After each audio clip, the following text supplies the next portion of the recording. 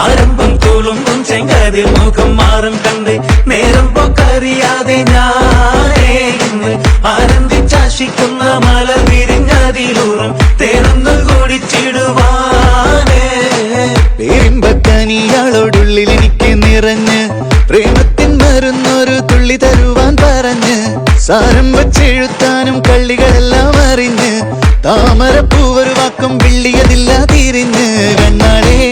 പല്ല് മുത്തു നിരത്തതിനൊത്തൊരു മിത്തൊരു പെണ്ണാടേ